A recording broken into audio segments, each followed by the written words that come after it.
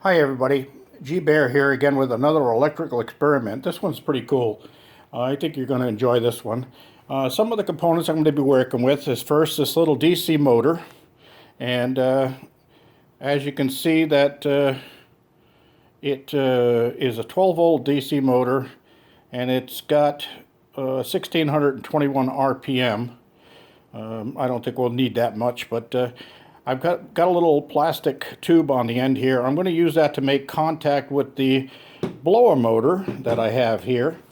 This blower motor, the paper's there so you can see when the blower starts blowing that it is actually turning. And all I'm going to do is put that little hose right here onto the shaft so that I can get this thing to spin. And you'll see all these extra wires I've coiled up here. I don't really need to use those. I'm going to be using just these two for right now. I haven't even determined what these others are for yet. This motor is a blower motor out of a tankless water heater. I tore it apart a while back here last year, and I decided to save the motor, saying, well, I can use that for something. Well, guess what? I'm using it for something. Okay, then the other component over here is this light bulb fixture. And I'm just using this with a switch wired onto the black wire so that I can turn the switch on and off whenever I want to. Okay, the next component is going to be our power supply. This is a 12 volt lithium battery from one of my screw guns, and we're going to use that as the power supply. Now what I'm going to plan on doing here is I'm going to put electricity from this battery into the 12 volt DC motor, which is going to in turn spin this big motor, and then that's going to produce enough electricity to light the light bulb over here. Sound interesting? Well, let's get at it.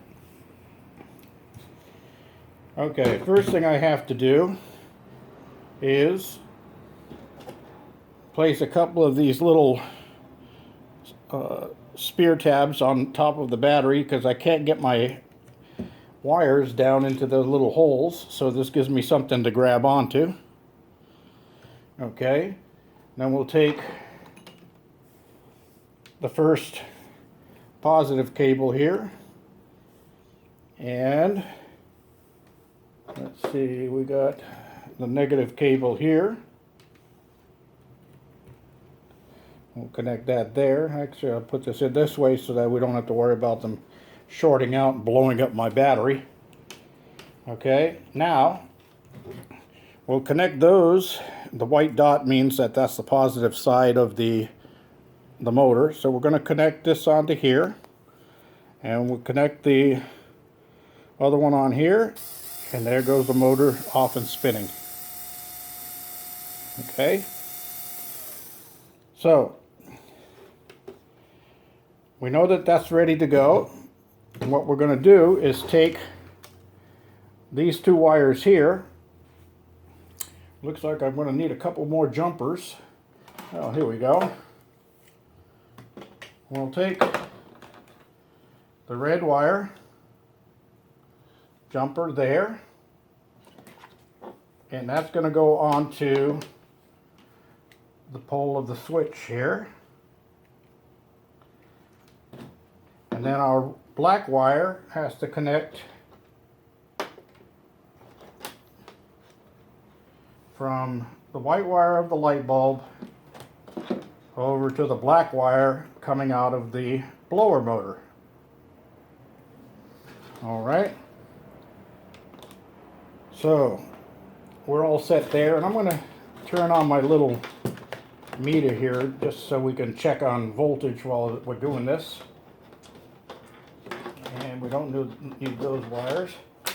You'll notice that on my meter I also got rid of the probe, and I put another alligator clip on here so that makes it a little bit easier for me to work. So we're going to clip the black, I'm knocking stuff over here, onto the black over there, and the red onto where the switch is, so that we can get a reading of what's going on. And I have it set at 200 volts AC. I think you can see that from here. Anyway, now I got to push this plastic piece onto the shaft of this motor, and you can see that. I'm going to turn it a little bit so you can see the paper on the other end blow out once I get the thing going.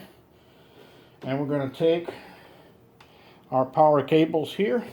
Now remember, we're running off a 12-volt battery here. So we're going to get this spinning. And look at that, we're producing 72 and a half, fluctuating 72 volts AC. And you can see the paper sticking out there, being blown in the wind. Okay, let's throw the switch on and see what we get. Oh, look at that, we have light. I got a 12-volt DC motor, and it's not the most efficient. It's vibrating like heck here, as you can see. And it's spinning enough to light that bulb. Oh, well, it just disconnected and you saw the bulb go out, so there's no trick involved there. Let me take this off of there, and we'll push it back on. And here we go again. Look at that. Isn't that something? So we dropped our voltage here down to 65. So we're using about 10 volts AC to power the bulb. But this one definitely deserves a little bit more research. I have a bunch of different motors here I'm going to try.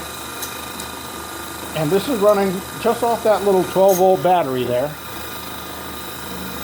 And you can see if I disconnect either one of the wires off the battery here, everything shuts down. Connect it back up, everything powers up. So we were all taught in school that you can't get more out of what you put in. But apparently somebody was teaching us the wrong thing. Just like they taught us to know all about Thomas Edison, but they didn't tell us anything about Nikola Tesla.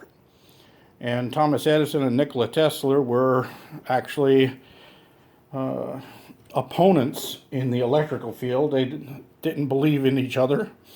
But for some reason, our scholars decided that it was best that we only know about Thomas Edison, not about Mr. Tesla. These experiments come from research that Tesla was involved in, so that's what's so interesting about them. That's it for today. I'll show you some more soon.